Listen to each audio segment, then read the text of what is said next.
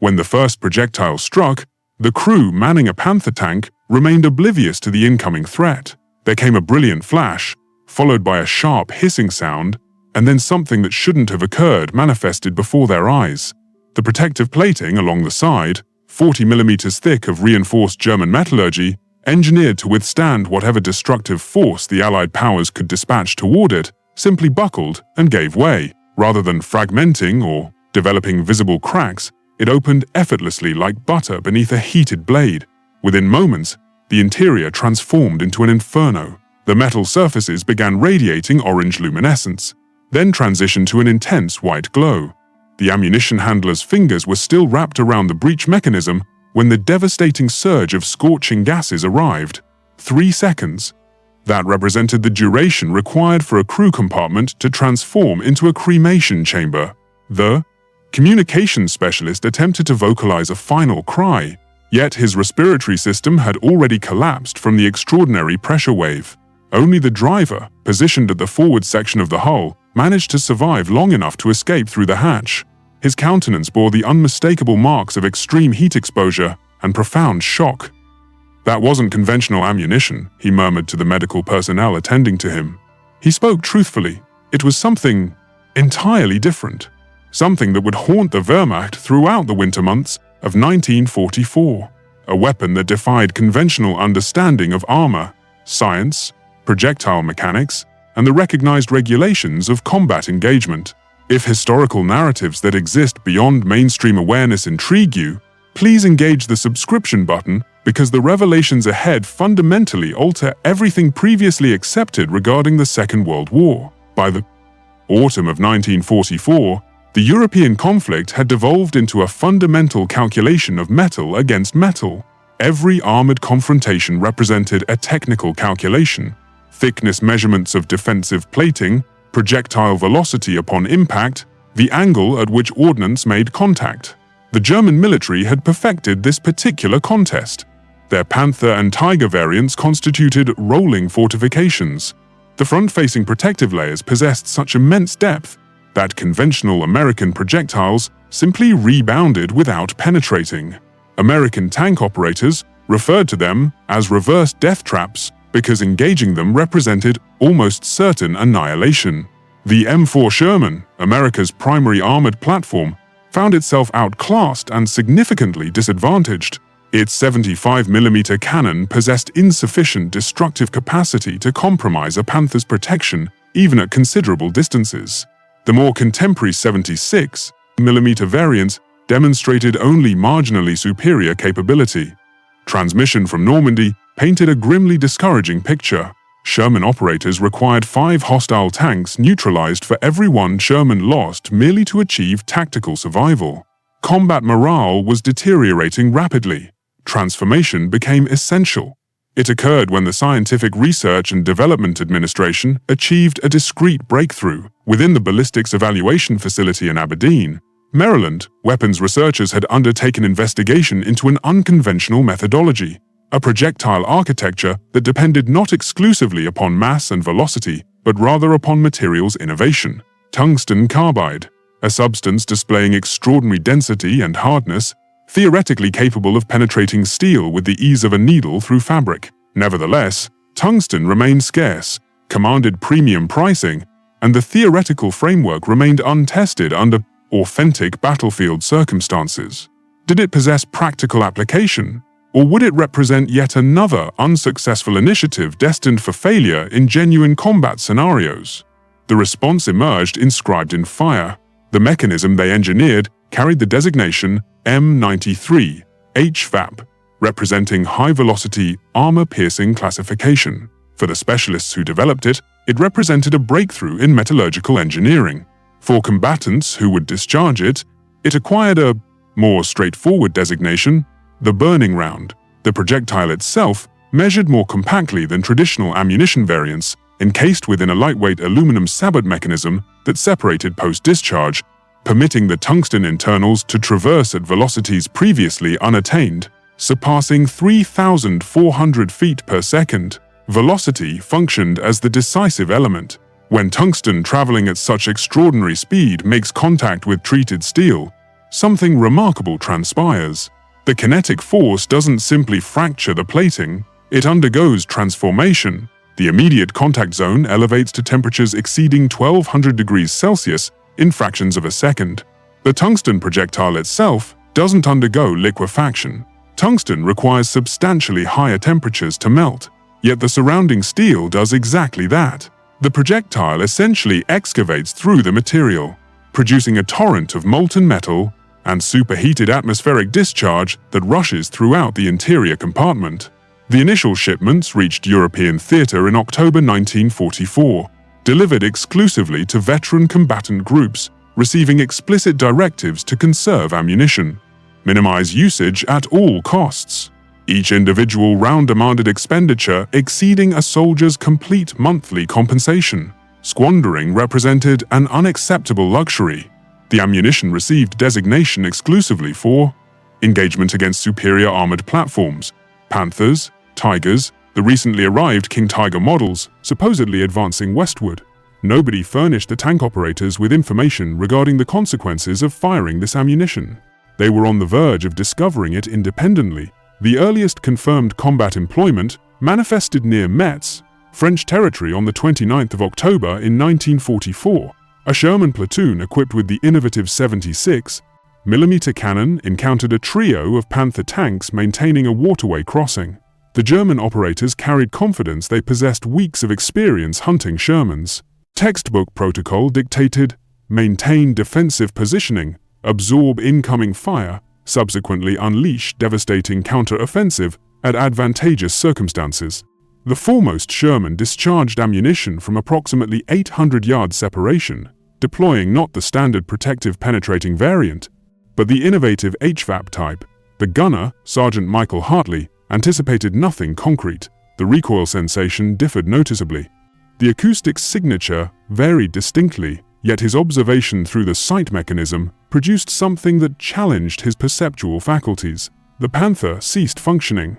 No detonation, no detachment of the rotating turret. It simply stopped completely. Smoke commenced pouring from access openings, subsequently followed by agonized vocalizations, subsequently absolute quietude. The remaining two Panther units executed immediate withdrawal, an unprecedented tactical maneuver for hardened Panzer operators. The personnel had no understanding of what incapacitated their companion. Neither did Hartley. However, when American specialists subsequently examined the destroyed Panther, they encountered something physically improbable: an perfectly circular perforation transecting the protective plating. The perimeter presented characteristics resembling polished glass from thermal treatment, and the interior resembled the internal environment of a furnace. Almighty God, an engineer whispered. They were incinerated. The confidential information disseminated through the armored divisions with explosive velocity. Personnel receiving HVAP ammunition regarded them with reverent appreciation, gathering them carefully, annotating their storage location, preserving them for moments of critical necessity. Tank leaders commenced transmitting correspondence to family members, explaining a nearly spiritual reverence in the fresh ammunition type.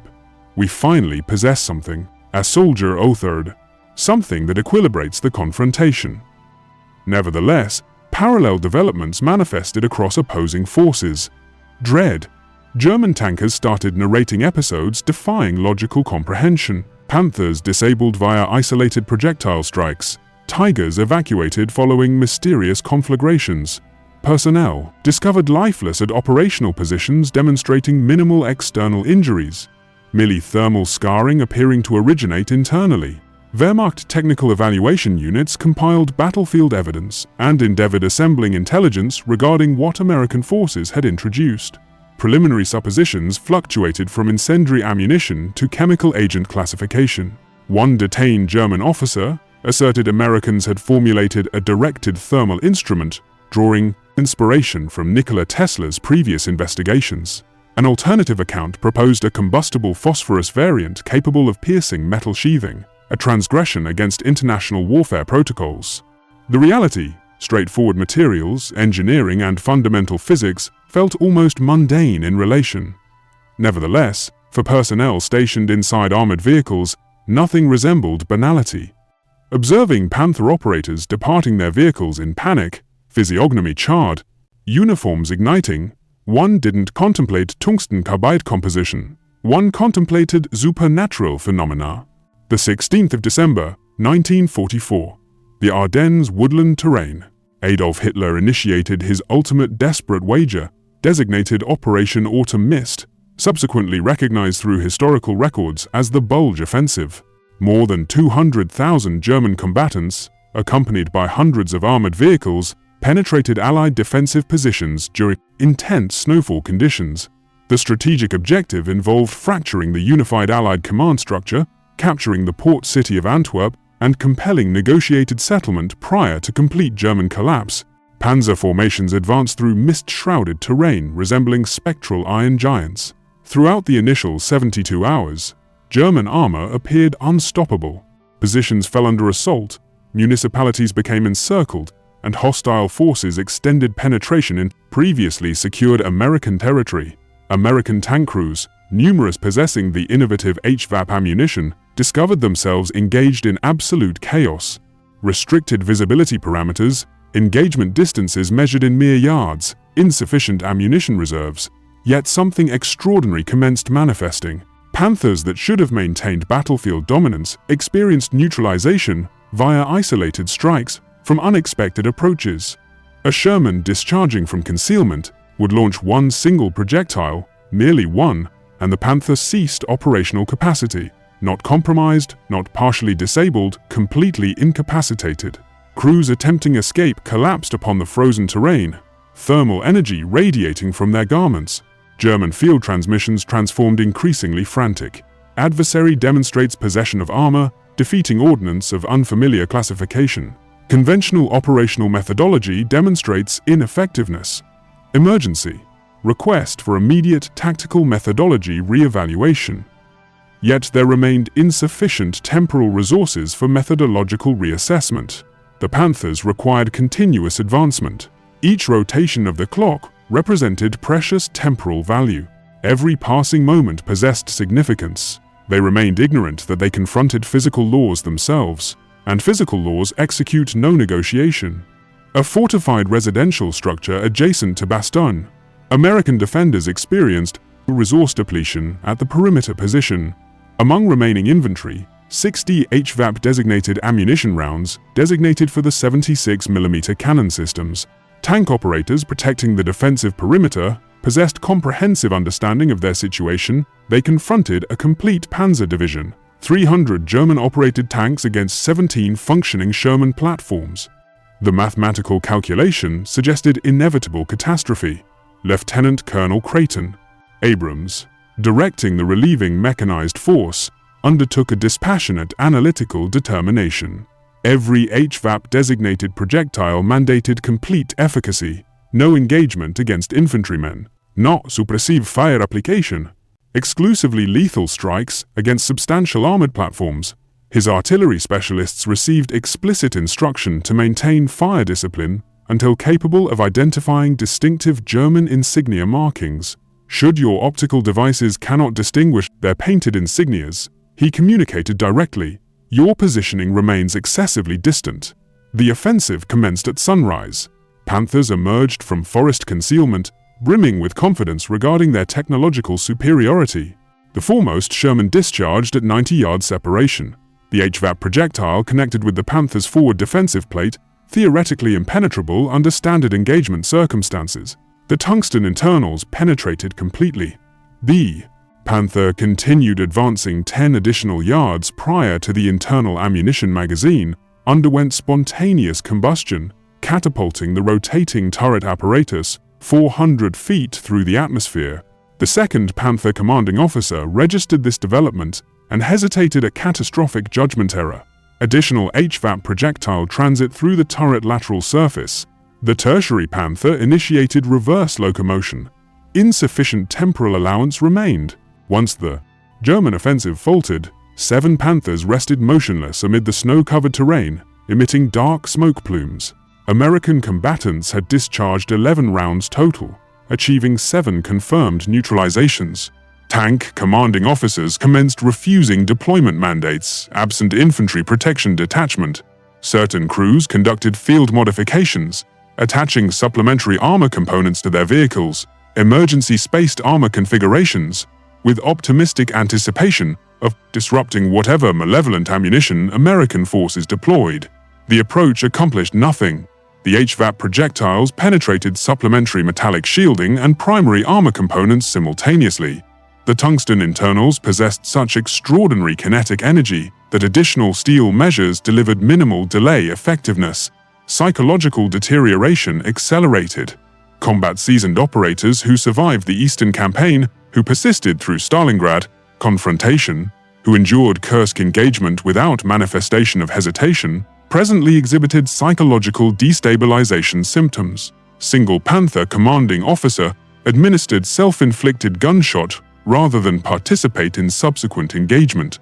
An alternative deliberately guided his armored platform into a ravine, falsifying mechanical failure. Wehrmacht discipline authorities threatened immediate execution for deserters, yet even their enforcement capacities remained powerless against escalating morale hemorrhaging. It doesn't constitute artillery, one apprehended German tanker communicated to his interrogators. Artillery submission remains possible through defensive methodology. Artillery complies with established physics. This phenomenon transcends conventional understanding. It traverses steel as if steel possesses no substance. The interrogation documentation registered the individual's hands, demonstrating persistent trembling. The combatant had remained positioned within Panther armor during HVAP impact. He represented the exclusive survivor. Interrogators questioned escape methodology. The individual simply maintained visual focus into nothingness. "I didn't manage escape," he articulated softly. "It permitted my survival to facilitate transmission of warning to remaining personnel." American intelligence specialists registered ambiguous emotional responses, compassion blended with satisfaction. Behind German command infrastructure, intelligence personnel confronted immense organizational pressure to characterize and counteract the emerging hazard. SS Oberführer Ernst Bachmann, possessing decorated background as armored warfare specialist, proposed volunteering for immediate operational evaluation. They would deliberately pursue American Sherman platforms, scrutinize tactical methodologies, and ideally confiscate undamaged example ammunition for technical investigation. Bachmann directed his Panther alongside supporting vehicles into contested regions adjacent to St. Vith municipality. Locating intended targets happened expeditiously, 3 Sherman platforms maintaining a thoroughfare intersection. The Panther crews experienced elevated confidence. Equivalent numerical force distribution, 3 against 3, numerical parity achieved, possession of tactical advantage, superior protective capabilities. What conceivably remained unfavorable? Everything manifested unfavorably. The foremost Sherman discharged ammunition exceeding 1,000 yards separation, a distance where German commanders believed tactical immunity remained assured. The HVAP projectile compressed temporal and spatial distance within fractions of measurement. Bachmann's supporting vehicle possessed insufficient temporal allowance for evasion protocol activation. The tungsten penetrator contacted Bachmann's supporting Panther immediately beneath the rotating turret assembly intersection, transected 40 mm protective material, ricocheted away from the turret basket interior compartment, and evacuated through the opposite lateral surface. The crew experienced death prior to consciousness of hostile engagement. Bachmann commanded comprehensive retreat directive, yet his remaining support vehicle's transmission electromagnetic communication ceased mid-transmission. Additional singular projectile, additional deceased tank crew. Bachmann's own Panther accelerated toward maximum velocity capacity, traversing forest obstacles, anticipating every subsequent moment to transmit that final lethal strike. It never came. The American combatants permitted retreat completion. They possessed no requirement for elimination. They required him alive to communicate this experience to remaining personnel. By January 1945, the psychological effect of American HVAP ammunition finally matched its physical power. German operating manuals were rewritten in haste. Panzer commanders were ordered never to expose themselves outside the turret, to keep tanks paired, and to drop smoke and reposition the instant they suspected a Sherman might be carrying the Hexenschuss, the sorcery round. Yet the Wehrmacht's industrial base was collapsing. There was no time to redesign armor, no capacity to build enough new vehicles, and, most critically, no way to obtain tungsten, the element that made HVAP lethal. Once German influence over Iberia and access to Portuguese exports disappeared, their tungsten supply ended.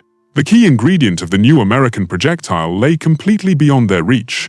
German scientists understood what was happening. Their metallurgists could describe the physics, sketch rival designs, and outline possible counters.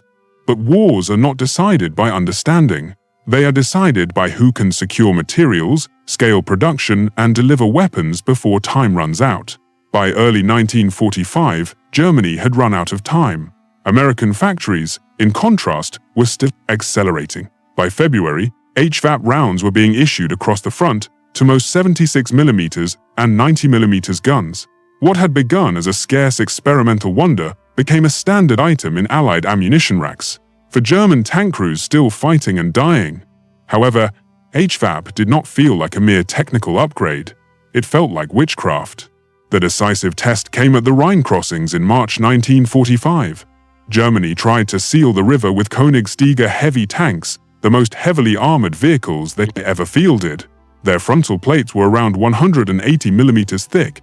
On paper, no Allied gun should have pierced them at normal combat ranges. German officers knew these numbers and built their defense on that assumption. American commanders knew them as well, and knew something more.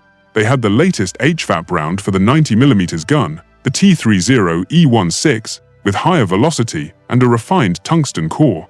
When American tank destroyers engaged the King Tigers at about 200 yards, German crews likely felt untouchable. Every table of armor penetration said they were safe. The first T-30E16 round struck the center of a Tiger's glacis. For a heartbeat, nothing happened. The crew may have laughed, convinced the shot had bounced. Then the turret hatches blew open, smoke and flame poured out, and the tank died in seconds.